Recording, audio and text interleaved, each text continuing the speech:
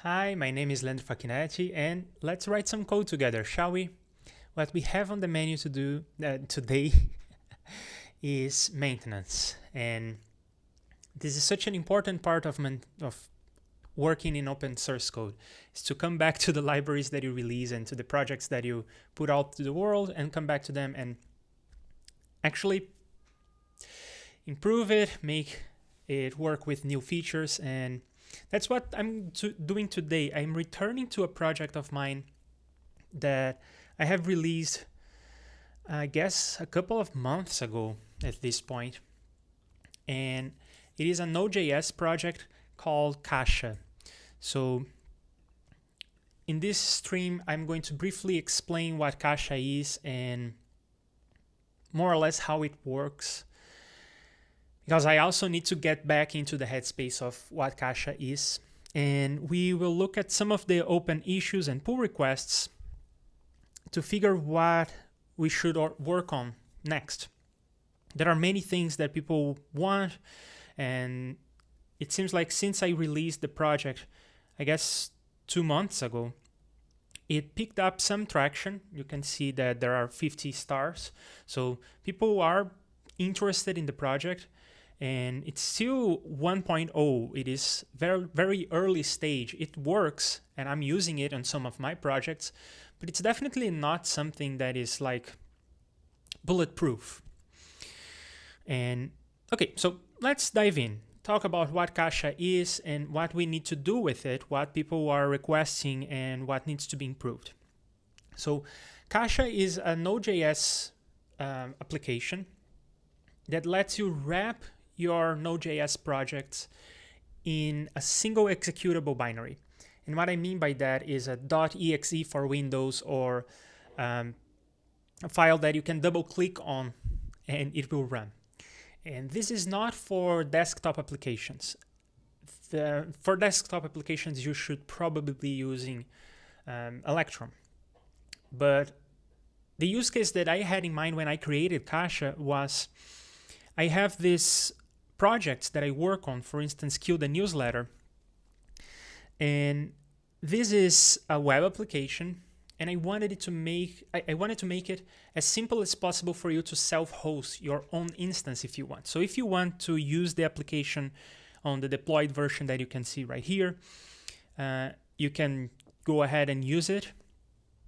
And by the way, just to plug something, in my channel there are videos with code reviews, and I explain how to deploy your own instance if that's something you are interested in doing. So you can watch the other videos in this channel to learn more about this project.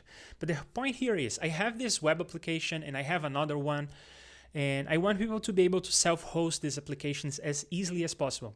So I don't want to teach people, oh, you have to install Node.js, and then you have to install a process manager for Node.js, and then you have to install all the packages on which my project depends, and so on and so forth. No, I wanted to have a deployment experience that would be as simple as deploying a Go application.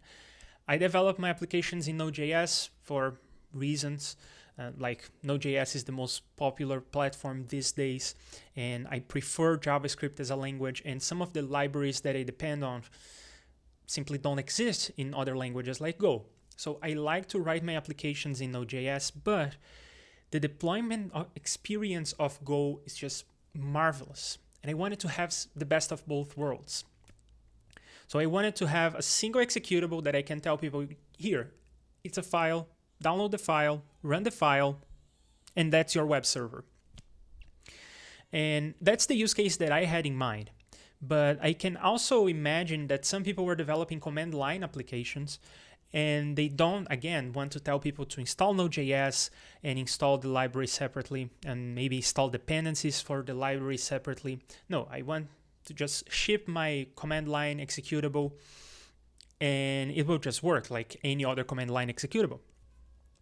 In fact, I do have one example of this, and I kind of mentioned it in a previous stream. I was working on this Reaper thing, and I developed this bridge between OBS and Reaper so that it can sort of record videos in Reaper.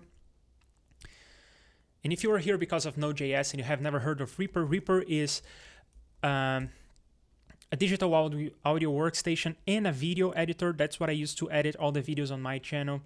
And OBS is the software that I use to record and to stream. So you're watching a stream via OBS right now. And I wanted to connect the two, so I developed this command line tool that would call OBS and tell it to do things from the command line. And I wanted to ship this command line to anyone that is using Reaper, so they may not even be developers, they have never heard or they don't even care about Node.js. I wanted these people to also have a good experience just installing a command line tool. They don't even have to know exactly what's going on. They don't have to know about Node.js.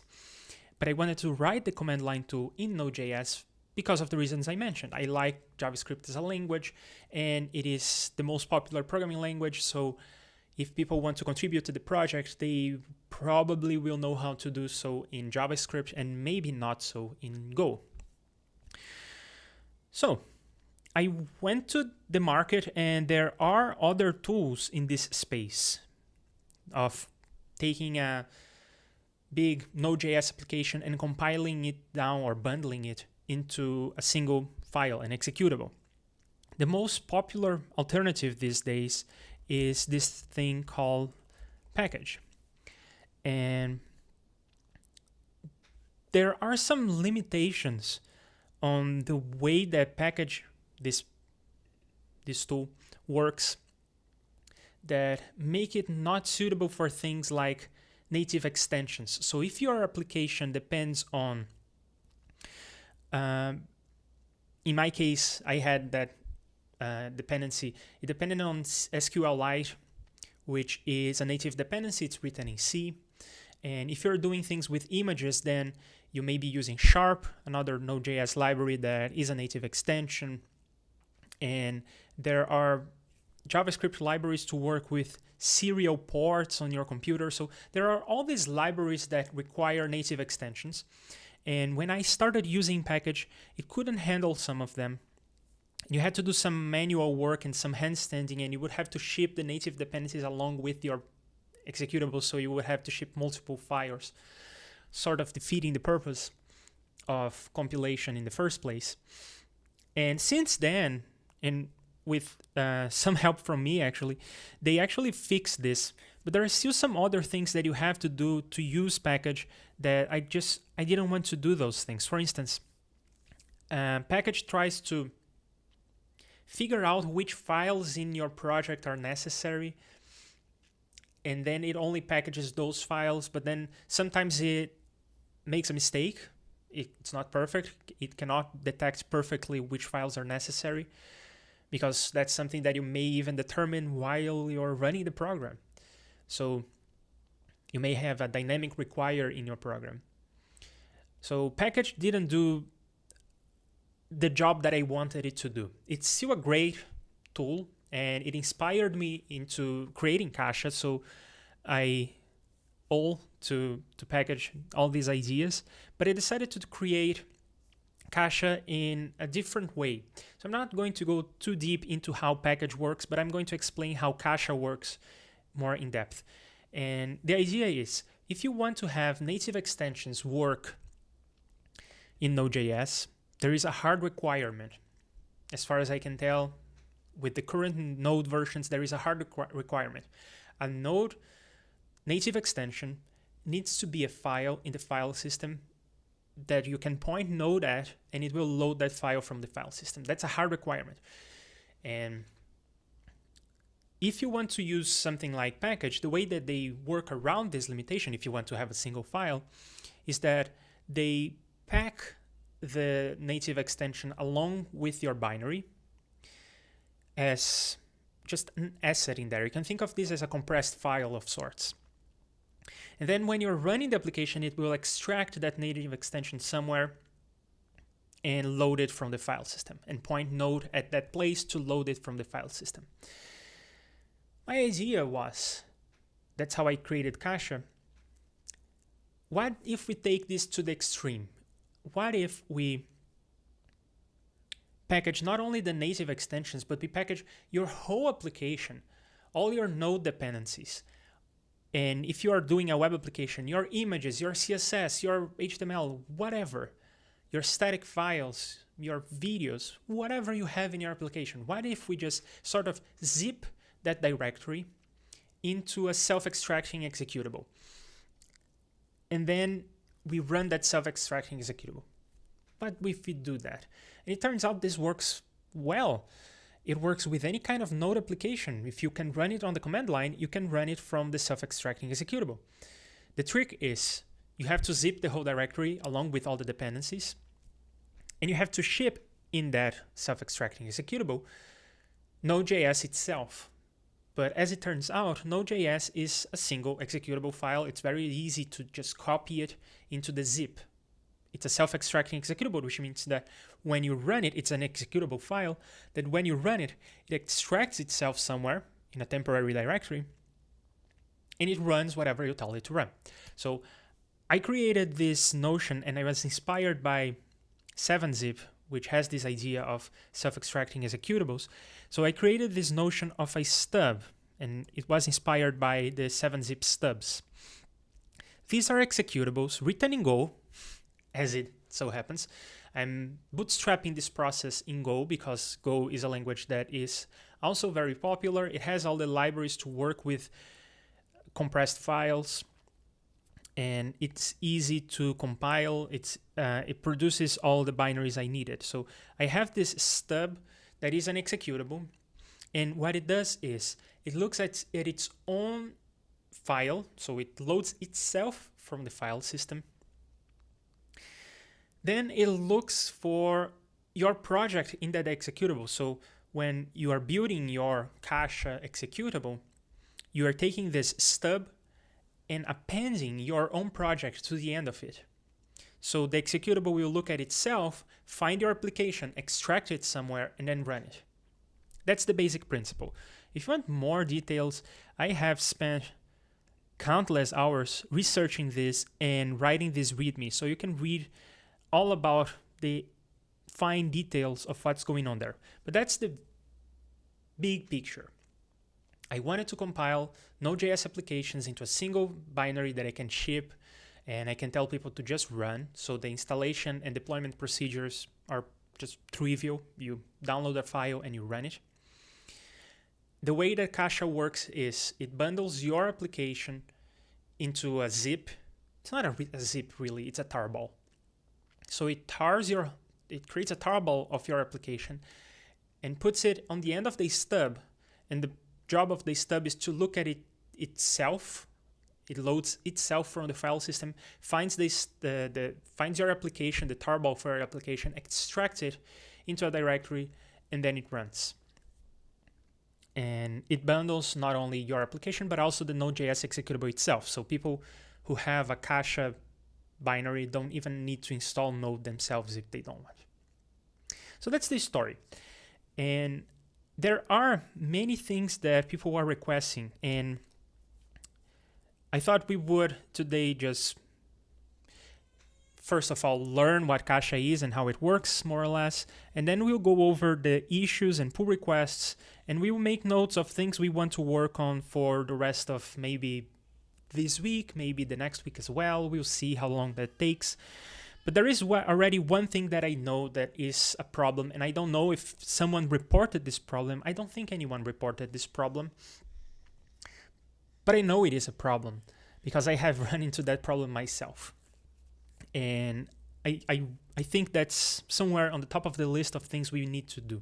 So I'm going to create here a file to do, and I want to explain what the issue is. So when you're extracting, the first time you're running the caxa executable, I mean an executable produced by caxa, so it has been packaged using caxa, and you run it for the first time, it needs to extract itself into a temporary directory. If in the middle of this extraction, you stop the execution of the program, you send it a signal, or the power runs out, or whatever happens, then it will be in an inconsistent state, because it will not have finished extracting, but the next time it the caxa executable runs, the next time you run an executable produced by caxa, it will look at the temporary directory and it will see, oh, there is already something there. So this must not be the first time I'm running, so I'll not extract myself again. This is kind of an optimization. I'll not extract myself again. I'll just run from that directory. And that's an issue because sometimes the directory is in an inconsistent state. So I'm going to take notes of what I need to do here, and I suppose it's just make extraction atomic, in the sense that extraction of the tarball will either succeed or fail, but it will not be in an inconsistent state. I don't think anyone reported this, and I don't think that many people ran into this issue, but I ran into the issue, so I know it's a bad thing for the project to do. And it's not that hard to fix, really. I think that the way we are going to fix this is just we can create a file that signals, I'm going to start extracting the tarball now. And then I start extracting the tarball, and by the end of the process, I delete the file. So if I find a directory on the next run, I find a directory and I say, oh, I don't need to extract myself again. I can just look at the directory and reuse it. I will also check, but is there a file? Am I in the middle of an extraction, or has a previous extraction failed? If so, I will not reuse this cache of sorts. I will extract again. And importantly, I will extract myself again into a different directory. And that's because suppose you are running the same caxa executable twice. So there is a sort of a race condition you have to take in account. This race condition is maybe you are in the middle of extracting. So you should not just delete the directory and pretend that that was a failed extraction. No, it may be a successful extraction in the future. So what I need to do is check for the existence of that file that signals that extraction is in progress. And then I will, if that file exists, I will create a separate directory and extract into that. So if you're running the same program multiple times, you may end up with multiple temporary directories. But that's fine, because I'm creating the temporary directories in places where your operating system will clean things up after you reboot, as long as you have a normal setup with temporary directories that clean out. So I think it will be okay. So with that said, that's my main concern. That's the one that I would like to see solved. But with that said, throughout these 3 months, some people said many things over here, and I would like to address the most important ones. So I have not prepared, and that's part of the open source process that I want you all to participate in. So I want to just go over these and see what is the most pressing. So let's go over from oldest to newest.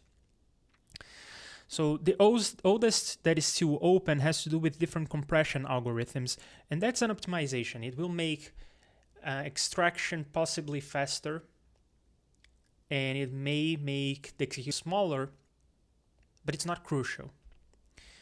And then there is this one that is just saying, oh, ECMAScript modules work. So as I said, one of the advantages of using caxa over the existing tools is that caxa works in a very simple, yet I think it's smart way, while other tools like package, and I didn't even mention this one, but that's another popular solution in this space, Nexi and Boxed Node. So all of these have issues with new versions of Node because they try to patch the way that Node itself works to load files from different places. So as I said, Node.js has this hard requirement on the way that some things work, not only the native extensions, but other things as well. And these projects patch the Node.js source to change some of the behaviors, and then that's how they actually produce the binaries with these patched versions of Node. And I did not want to patch. So that was something that is a core principle of caxa. I never want to patch Node.js. Reasons for that. It is difficult to do. You have to learn more about the Node code base. It is more brittle because there are new versions of Node coming out, and then you have to keep updating your patches. And compiling Node.js takes a long time. And you have to provide Node.js binaries to all the different versions, all the different operating systems. And it is a burden to provide all these binaries. But more importantly, you are running in development with a Node version, and then you are running in the compiled version with another Node version that you got from somewhere else that has been patched. So, I kind of dislike this idea of using patched versions of things. But a nice side advantage of this strategy of bundling an existing Node.js version along with the application is that it supports ECMAScript modules. It supports any new Node.js features that may come out. It is just a Node.js executable that has been bundled along with your application.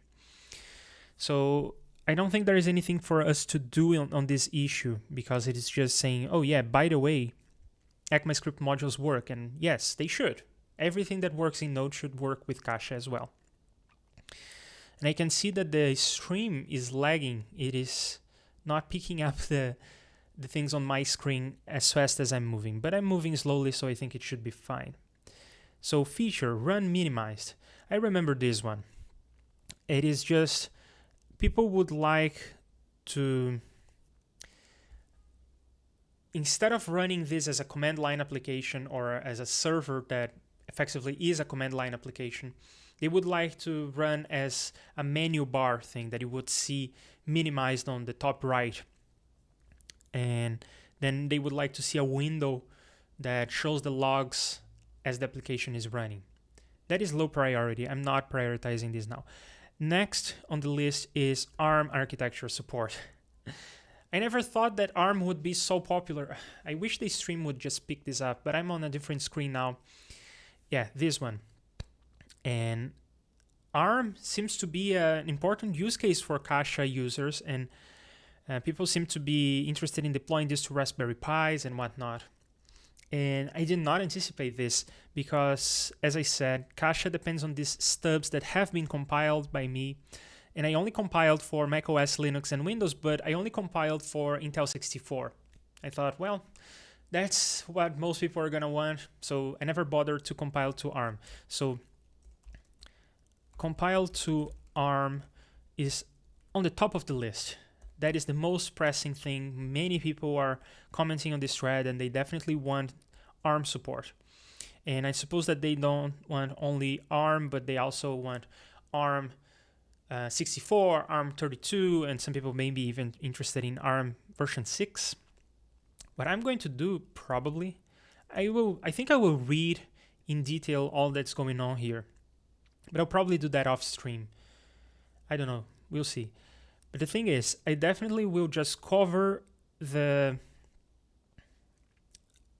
versions, so the architectures, the operating systems that are supported by Node.js itself without too much handstanding. So what I will do is I will go to the list of versions of Node.js that I can download, and I'm looking at it right now, and you are not because the stream hasn't picked this up, but there is Windows 32, 64, there is macOS, ARM, and Intel 64, and then there is Linux, Intel 64, ARM 7, and ARM 8.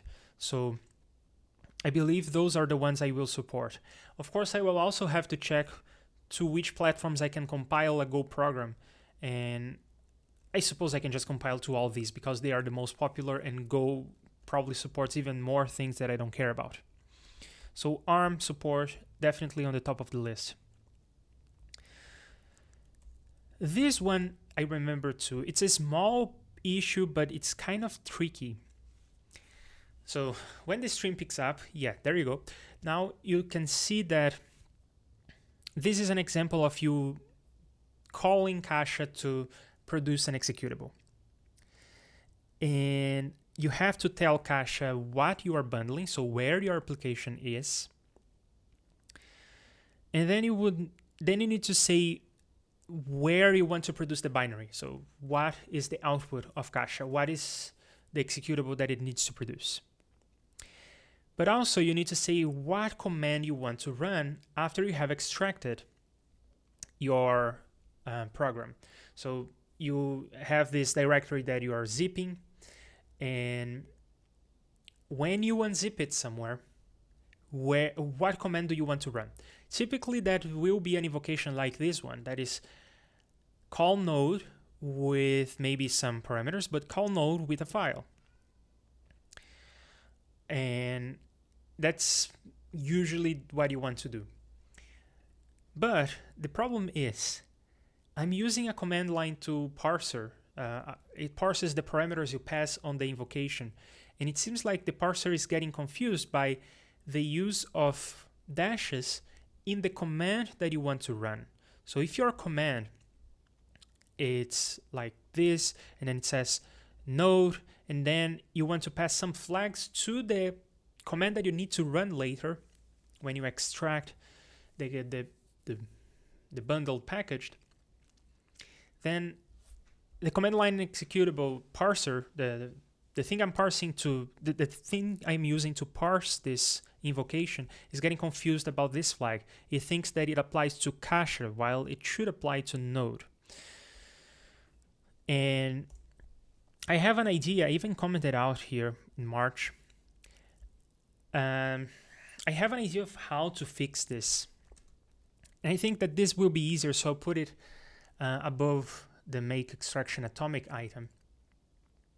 And the way that I'm thinking about fixing this is just, instead of receiving this command that you want to run as a command line parameter, like this one I have right here, what I'll do instead is you'll pass me the directory and the output as command line parameters like these, but then you will say dash dash, and then whatever you say, that's the command that you want to run. And if I solve this issue this way, this will be a breaking change. So we are looking at caxa 2.0 because of this silly little problem. In any case, so what I want here is fix commander parsing, and commander is the library I'm using to parse command line parameters. Oh, and by the way, I did not mention this, but how do I plan on fixing the ARM problem? Well, I already have a way to compile. I'm just compiling a Go file. So I'll just add more targets, and I'll put the binaries here, the stubs right here. That's my plan anyway. But I do know that there are people commenting on other ways to fix this, and there are pull requests open. I thought there was a pull request open. Yeah, I think it's this one that addresses this problem in a different way. And when we get to this, to actually implementing this, which may be today, but it may not be, when we get to this, then we will read over the pull request and find if that is a better way of doing it. But I kind of like the simplicity of just having some files here, and it's so easy to maintain and so easy to understand. So we'll see. And then there are a series of pull requests or series of feature requests that are related. So when I started this, I had a use case in mind, the one I mentioned, the web application. I wanted to make it easy to self-host. So I thought about that use case, and I thought about all the things I would need for that use case. So I needed to copy your project directory to a temporary directory, and I wanted to clean the dependencies that are not production dependencies, and just a series of things that I wanted to do to prepare the application for packaging. But of course, that is just one use case, and people have different needs. So I think that this should go after we solve all these other issues, because this is not as pressing, but add command line options or parameters to customize the preparation of the application. Whatever, it's just so that we remember what we need to do here. But everything I'm doing when I'm preparing the application to run should be configurable. I'll show you what I mean. Here is the implementation, and the stream seems to be picking up more now. So you are now actually looking at the same thing as I am looking at. And in the preparation of the application, I copy your application to a temporary directory, and then I run npm prune production to get rid of dependencies that are not production dependencies, and then I run dedup to remove multiple copies of the same dependency as a way to make the binary smaller. So I do all these things, and this should all be configurable. In fact, there is even one more configuration. There is one special configuration that I don't think I need to add this to the to-do list. I will remember this, but when copying the directory, you may not want to copy everything. For instance, you may not want to copy the git directory, the .git directory. It is just bloat. So there is here a feature request to add an option to not package node. That's this line right here. So I can give you a command line parameter that will not package node. Though it doesn't really make sense to me. Why would you want to do this?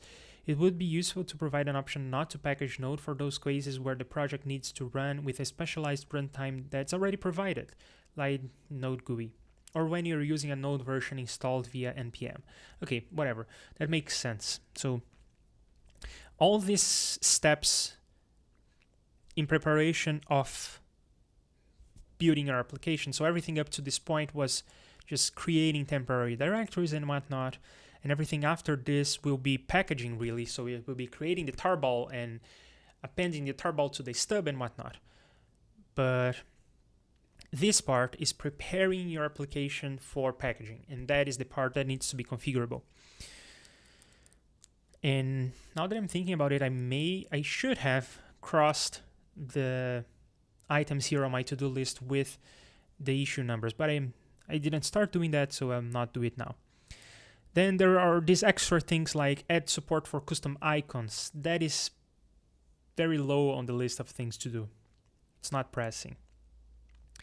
Yeah, that dev dependencies are part of a binary. That's an issue that is related to this. So that's still on the same trend. Default export doesn't work as expected. So that's an issue that I don't know how to solve. I looked into this for half an hour and I couldn't fix it. If you have an idea, then let me know in the chat or by email or whatever.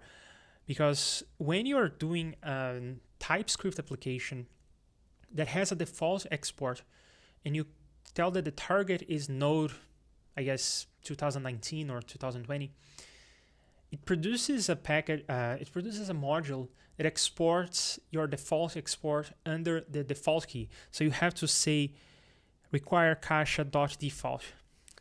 I don't know how to solve this. It's annoying, but it's not super important because caxa is working. It's just a matter of convenience. Okay, Windows binary issues. That seems bad. Yeah, so the first problem is antivirus.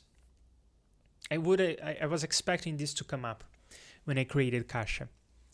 The problem here is we are taking a binary that is our goal stub compiled, and we are just appending some data to it. The data specifically is your application in a tarball format.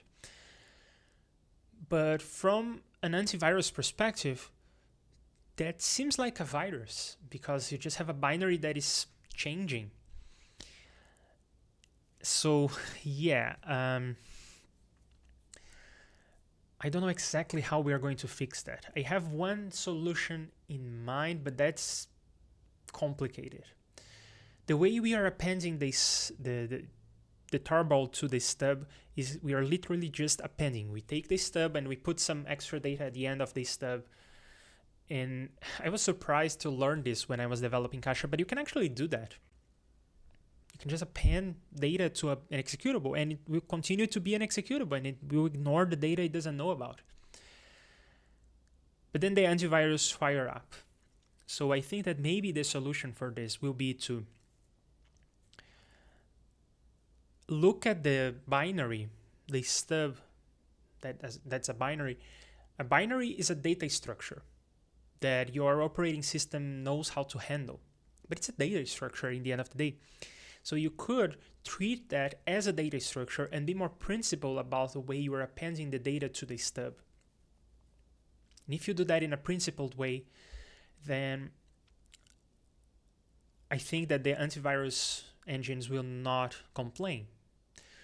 I think that the same problem will be important when we look at signing the executable. So if you want to notarize the app in macOS, or if you want to sign a Windows executable, I'm not even sure that's a thing, but I believe it is. If you want that to happen, then this strategy of just appending some data to the executable is probably not going to fly.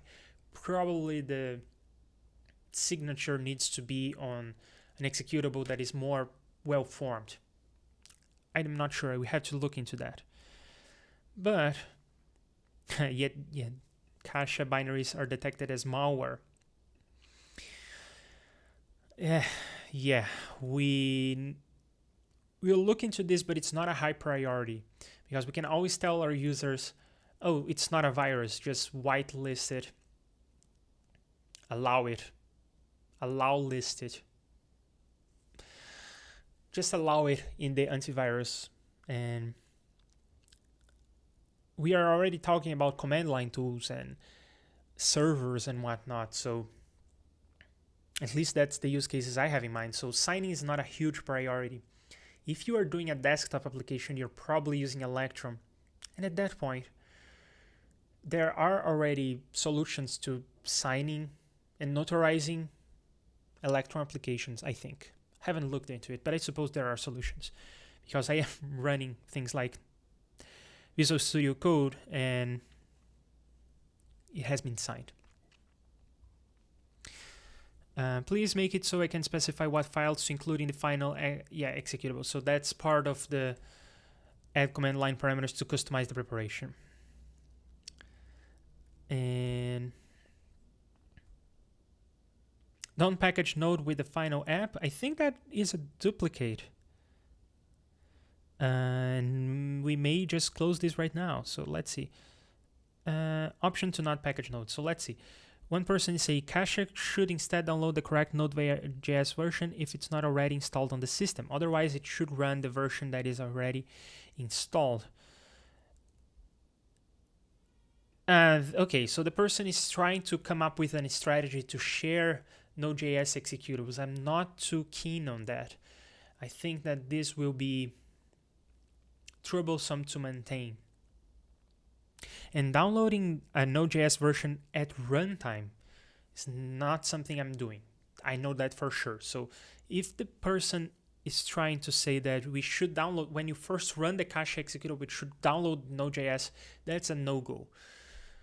An executable should be self-contained and should work even if you are offline. But if the person is saying when you're packaging,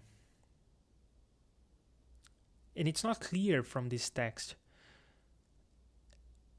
when you're packaging you should download Node, that's nonsensical, because you're already running a Node application, which is caxa. So caxa is running in Node, so you already have Node.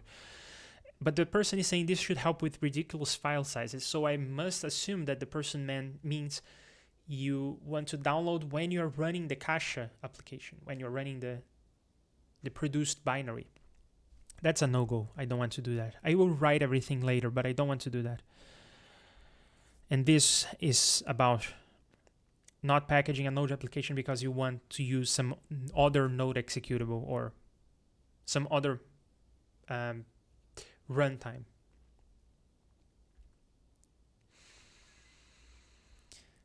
Takes too much space after few runs.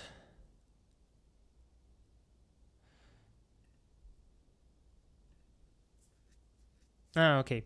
So the problem here is when you are bundling the application, one of the things that we do when you're creating the executable, one of the things that we do is we copy your application over to a temporary directory to prepare it for packaging. So we can do things like remove some of the dependencies. The problem is we are copying your whole application to a temporary directory every time you package the application. So if you run it several times, you end up with a lot of temporary space consumed. And it could be nice to try to remove that, but at the same pace, I don't think it's a huge priority. So let's see. Allow specify alternative extraction temporary directory.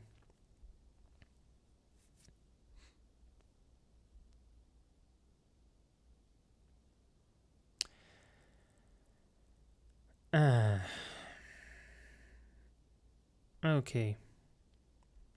So the person would like to extract this to a place that is not temporary.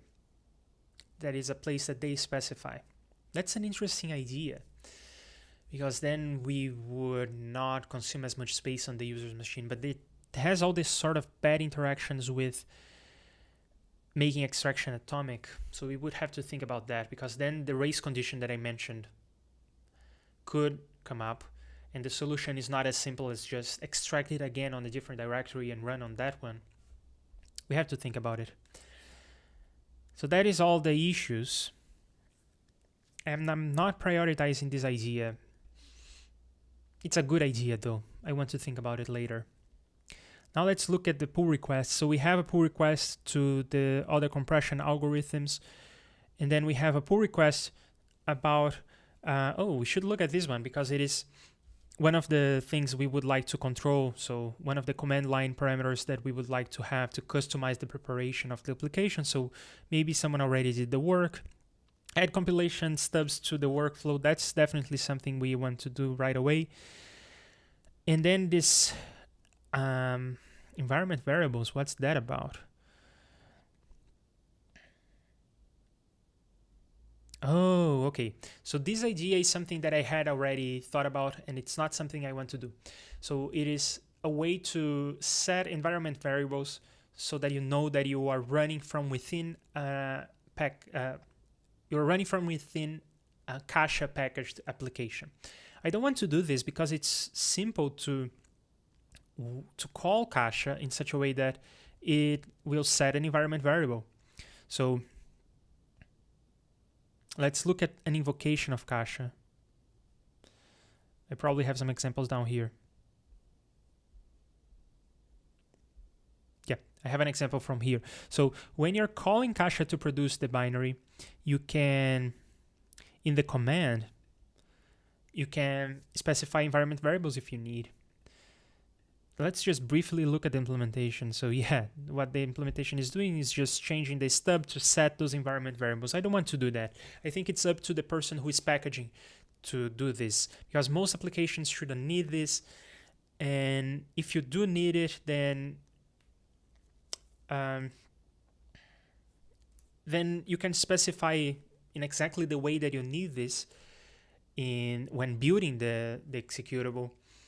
But more importantly, there is also a philosophical point behind why I dislike this approach, which is your applications should work the same when you are running in the command line during development and when you run the application that was packaged. It should run exactly the same way, and this is kind of magic. So I dislike the idea that you would look into this environment variable to do some work. I don't think you should look into the environment variable to do this kind of work. You should treat the application the same regardless of where it's running. So I don't like this in spirit, and I don't think I will add this to caxa because I don't want to encourage this workflow. And then there is this add optional identifier. Okay, so that's just the person setting. It's another one of those command line parameters that we would like to have to customize the build. And in this case, it's customizing where the application will be extracted to. And maybe by doing this, we could maybe address this issue along with it. So you could specify not only the identifier for the application, but also where the extraction should happen. which is sort of cool, but low priority. So now we have a list. That's our game plan for this week. And I have been streaming for like 46 minutes. I think I'll go just a little bit longer. And what I'm going to do is look at the history of this ARM thing, this ARM situation. So I'll just read what people have done and think about what we want to do with it. So I think that these are the two things that have to do with ARM support. And this conversation has been going on since March, but let's read what's going on. So I have a Raspberry Pi 3B Plus board, and I'm trying to run caxa on it. I've compiled examples and it shows an error. Yeah, it does show an error because the executable is for Intel. Is it possible to create an executable for ARM? Yes. And I said that I was going to just read the thing, but here's how you do it. I'm going to start the implementation right now.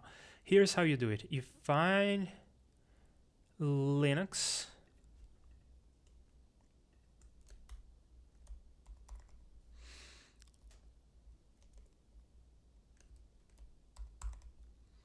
And then you change not only the Go operating system, but also the Go Arch.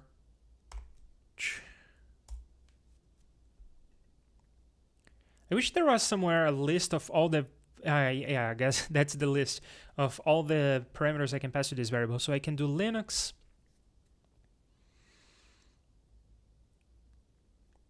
And then I can do all these architectures. And I wonder if it's a combinatorial, if I can do all architectures with all operating systems, or I don't think it makes sense to do that, right? Because there are operating systems like Darwin. Darwin is not supported in like this. I have never heard of this. Darwin is not supported in WASM, that's for sure.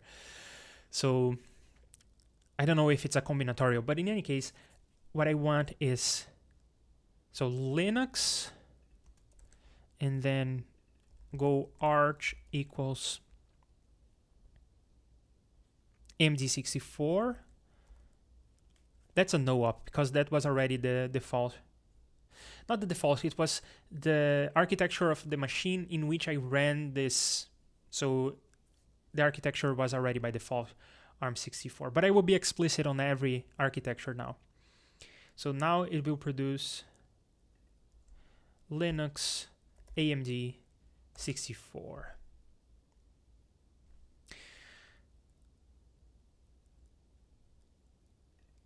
And then AMD 64. And then ARM and ARM 64. I suppose this is ARM 8 and this is ARM 7. And I know already that people want both. So I guess I'll copy this over twice. And this will get out of hand soon. I'm already having trouble reading all this. Oh, I copied the one that did not have Go Arch. So I'll do this again. 1, 2, 3. And this is ARM 64. And this will be ARM.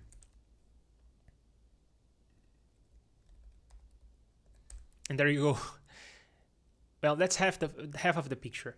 Oh, the stream is still trying to pick up. I don't know if the stream showed what I just did. But I can return to this screen and then maybe you'll see. So what I did is just I copy and pasted the command that produces the stubs so that it takes in account the different architectures. That's half of the picture, because the other half is to figure out which stub to use when packaging. So we need to look at the source of this part. And there is somewhere in here where I look at the architecture and map to executables. So here I should not just look at the architecture, not just the platform, but also at the architecture. That's what I mean. So that's half of the picture. But that's my idea of how I want to implement this. And it seems like people are going way more complicated than this. We'll see. Let's read the rest. +1, ARM support is the only thing stopping me from switching to caxa. I'll get back to you, Max B2. You will use caxa in the future. Sure, it's a matter of compiling the stub to ARM. I'll get to it soon. It was on March. It's May now. Well, it depends on how you define soon. Sure, it's a matter of compiling to ARM. Actually, I've tried to add flags go arch ARM and go ARM7 to package JSON stubs, but the executable is still x64. Looks like it's the wrong place. Well, yeah, because you also have to look at this to select the right stub. Okay, this works for me. Operating system Linux, go arch ARM, and go ARM7. Okay, that's interesting because I thought that just by saying this it would work, but it seems like you also need that. Whatever, I will trust this person.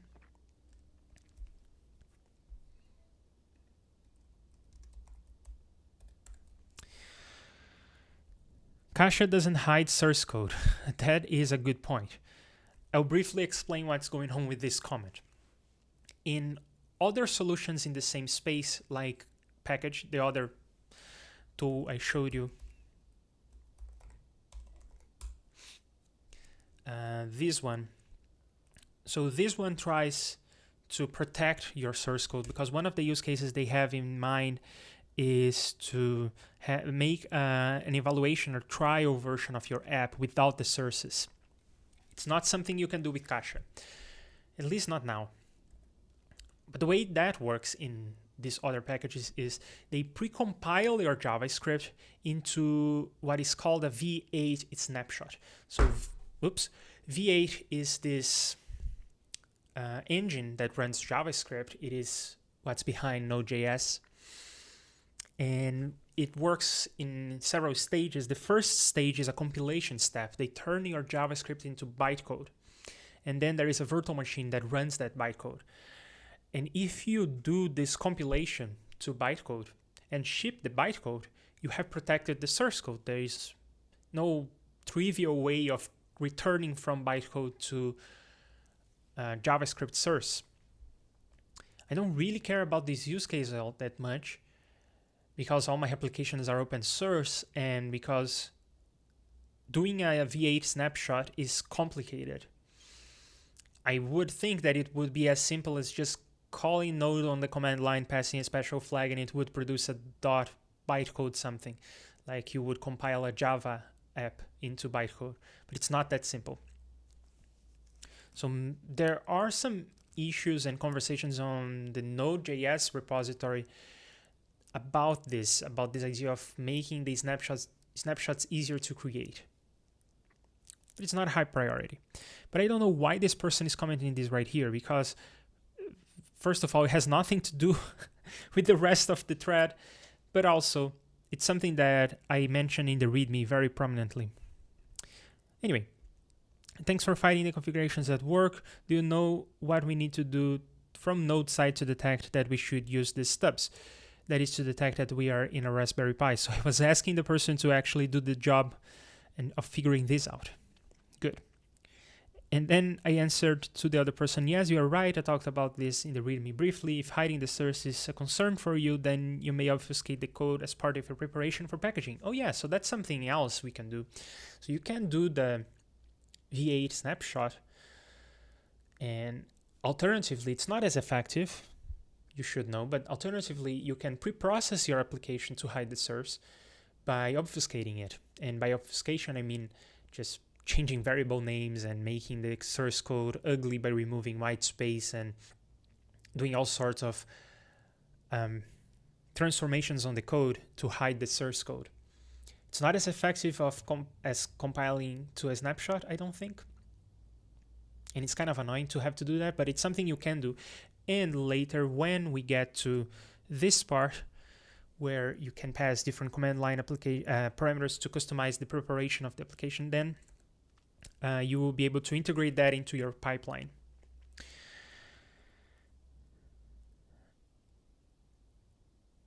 If you have other suggestions on how to improve in this regard, I'm all ears. This pull request includes codes for detecting the architecture. Okay, that's something we can borrow.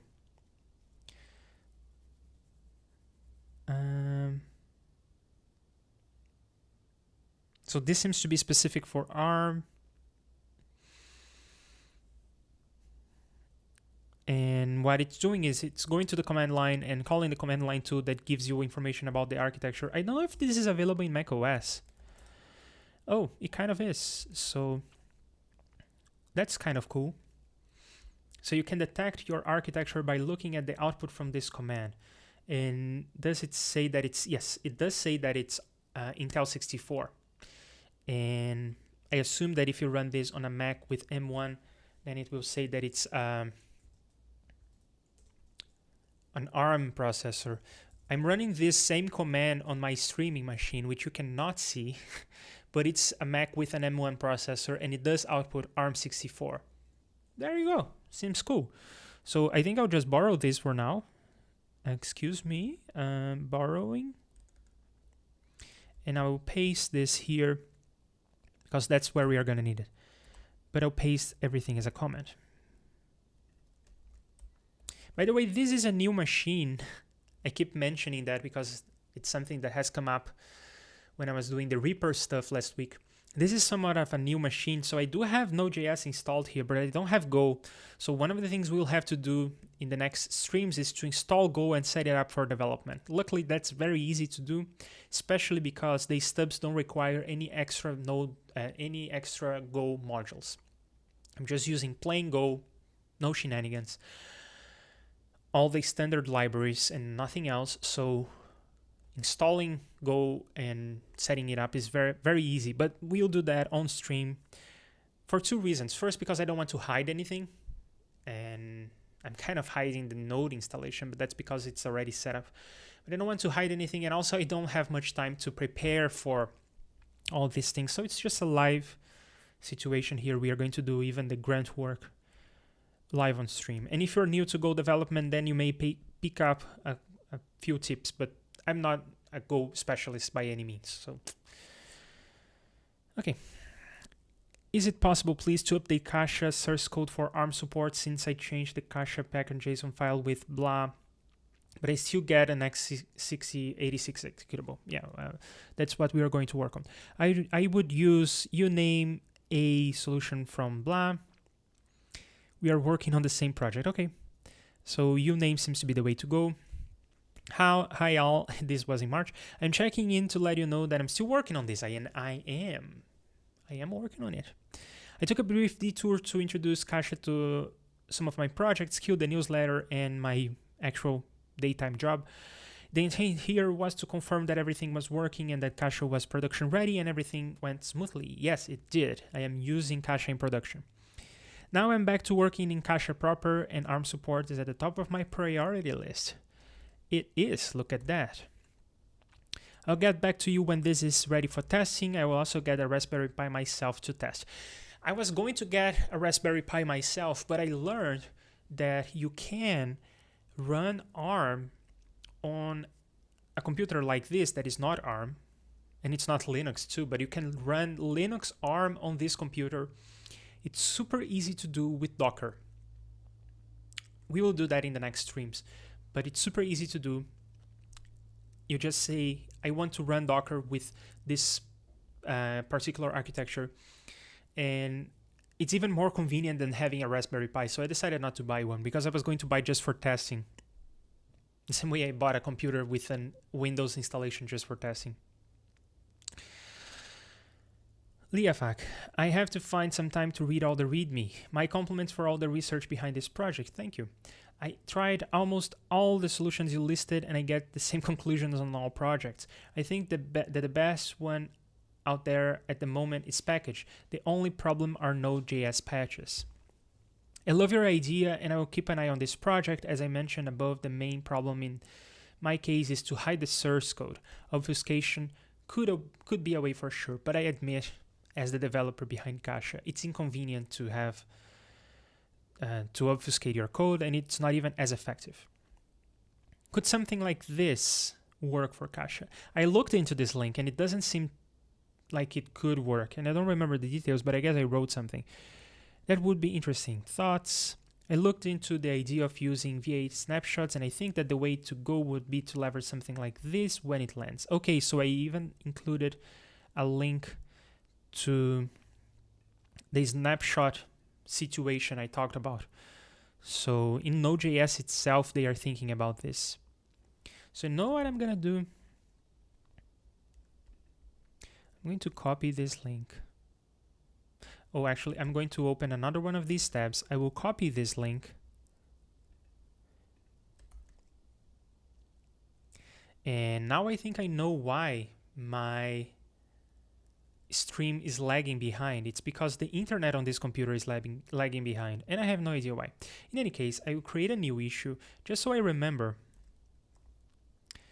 So use V8 snapshots to pre-compile that.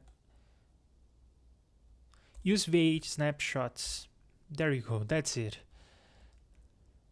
This protects the source code and may have a marginal performance improvement and may lead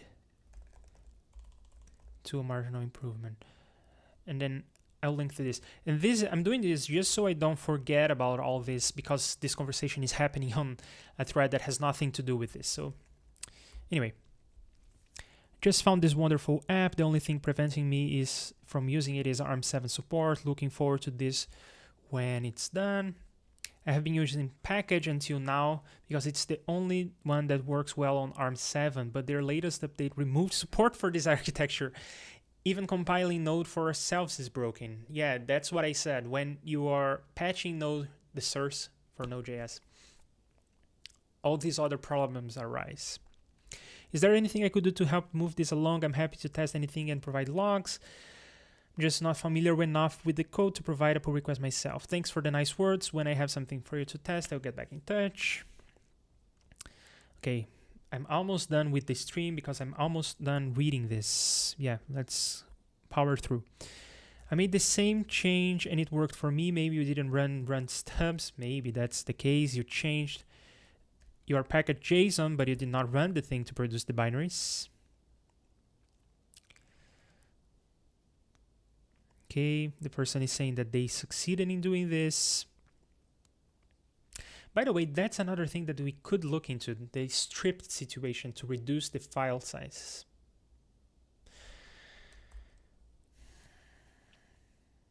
I'll open another issue for myself. Okay, so what's going on here? So I'll strip the produced binaries to reduce the file size. And I know that this is something that has come up in the, I think it was in the package issues board, or maybe it was in Nexi. I don't remember.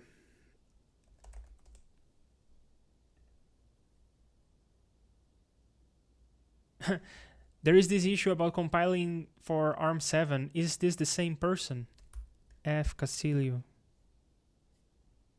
Yes. Oh, sorry. We'll get ARM support this week.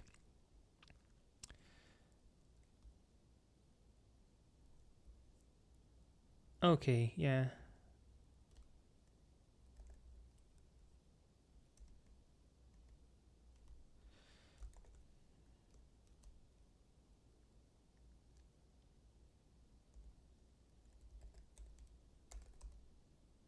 Okay, so this is the issue that I read in the past, and it was an inspiration for writing caxa in the first place.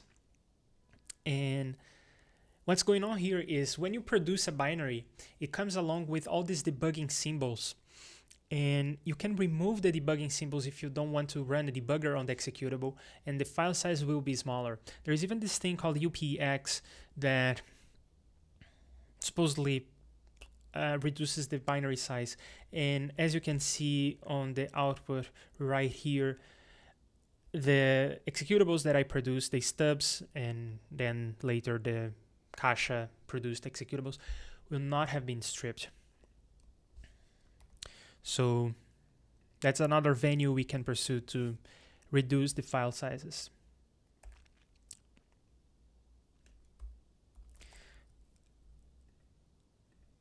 Yeah, I think this is good enough for us to remember what to do in the future, but that's a low priority kind of thing. Here's the output of uname A for some Raspberry Pi versions. So those are the things we need to look at. We don't need to look at the Linux part because Node.js already has this facility for getting us the platform. So we already know that we are in Linux. It's just a matter of looking at the architecture because I don't think that Node.js has a facility for that. Maybe it does. We should look into that, but I don't think it does. So I will also throw these in as comments. These are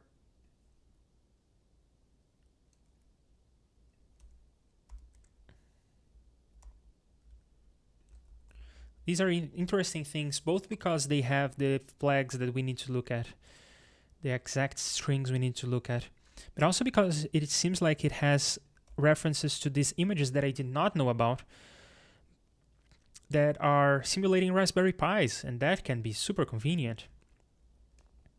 I was, as I said, I was thinking about buying a Raspberry Pi for this project, and then I learned that you can run Docker with an ARM architecture, and I was using some other image in Docker. And Belena is this company that does embedded things, so they are interested in Raspberry Pis, and I guess that's why they maintain these Docker images. Oh, and other Internet of Things devices. That's cool. Lots of them. Oh my god.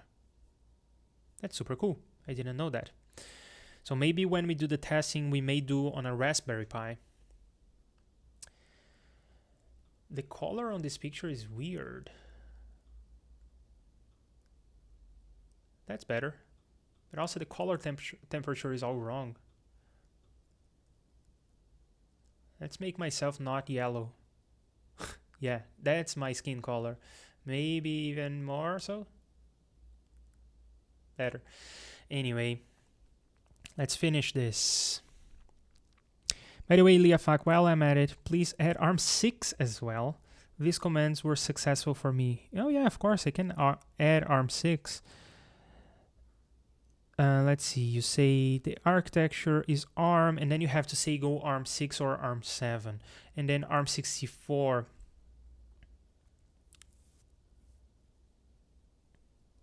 Oh, I think I made a mistake here.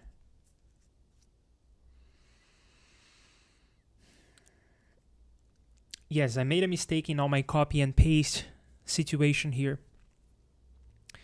The mistake is that I forgot to put this part that appends to the stub.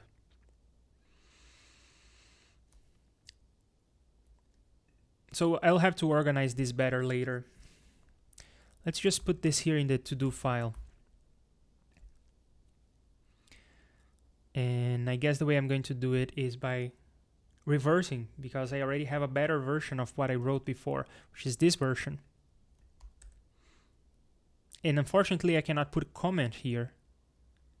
Well, I guess I can just put it like this. That's a comment. Oh, and then the double quotes mess things up. So I'll leave this as a comment here.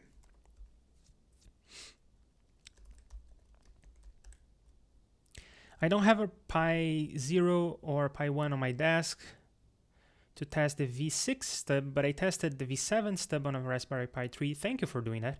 The reason why I ask is that the Pi 0 is fairly popular in a category of Pi projects, different form factor, price point, power consumption. I'm currently considering using caxa for the Belena CLI. Oh.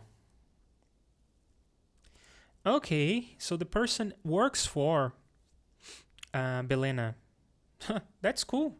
I was using Belena Etcher, one of the apps developed by Belena, when I was installing my Windows on the Windows machine and then installing Linux. So yeah, I like Belena. I think they're doing good work. And I would be very pleased to have Belena use caxa.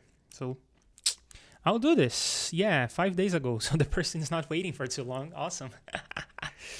Let's see what else. I don't have Pi 0. I did some investigation on Node Pi 1 and the ARM situation is weird. Okay, let's get into it. Linux ARM 6 cross-compile success. Linux ARM 6 emulate.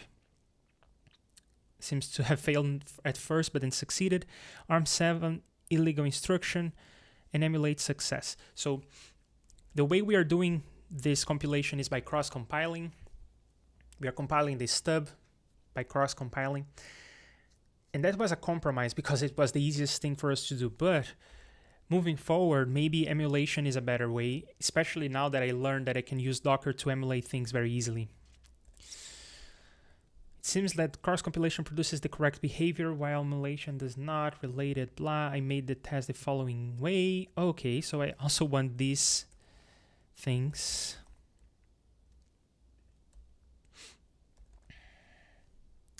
The error message, blah, comes from here. Okay. Oh, these are pictures of Raspberry Pi Pico and Zero. I know that Zero is very small. I don't have one, but I know, yeah, it's like this big. Okay.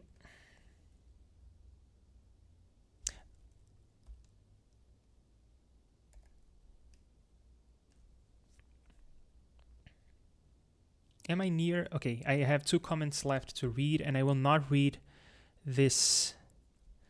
There has been a lot of activity here, so we'll have to read that tomorrow maybe. The error message blah comes from here. This means that the stub was somewhat successfully executed. Yes, because it means you ran some Go code. Perhaps just the test went wrong. The error message reports blah. I suspect that the directory would normally be created on these lines. You are right. But I gather that your test didn't include invoking cache in the normal way, so we would end up to manually creating blah. Was it created? Oh, so the person really read the README and understand how everything works. That's awesome.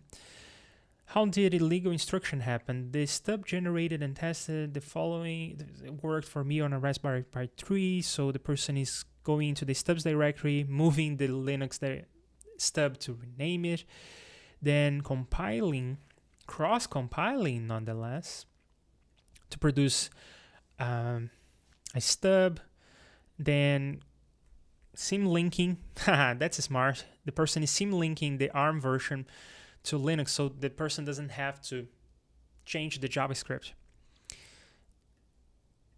And then the person is invoking caxa to produce a binary. Maybe the person didn't realize that you can just append to the stub, then copying to a Raspberry Pi and running. So yeah, the person really understands what's going on. But I gather that your test did not include invoking cache the normal way. I'm following the instructions from the README to manually create self-extracting executable. Yes, that's what I meant when I said that you can just append stuff to the binary, to the stub. How did that instruction happen? This was run from a first generation Raspberry Pi with an ARM 6 kernel. If you have other ideas you want to test on a Raspberry Pi 1, let me know. It was a problem with the compilation command. I wasn't paying enough attention to the quotes. It should be blah. The emulated Linux ARM 6 works as expected now. Okay, so it seems like the ARM thing is on the pocket. We just have to flesh things out. And that's what we're going to do on the next stream. My schedule for streaming is now going to be set. I started last week with no schedule because I wanted to test, not just last week, I guess 2 weeks ago. I wanted to test the streaming setup, and I did a whole series of things in Reaper. But now the streaming setup works, so I am going to stream around this time, 6:30 on my time zone, which is 5:30 UTC. And I will stream probably Mondays, Wednesdays, and Fridays, but maybe other days as well. But that, I think, is going to be the schedule. So anyway, thank you all for watching. It has been just grunt work, but it is necessary work. And we now know what we want to do on the project. So yeah, see you next time for actually implementing some of these ideas. And I will write to people with the conclusions of what I discussed in this stream. But otherwise, I don't think I will work on anything else. I may install Go, but I don't think I will. I will install Go on the next stream. So we do have a schedule, and that's what I'm going to do this week. I'm going to work on Caxa. Probably next week I will work on something else, maybe Reaper related if you are into that kind of thing. Thank you all for watching. Thank you for supporting me on Patreon and PayPal. Thank you for subscribing to the channel. I hope you're liking this. I see you on the next one. Bye.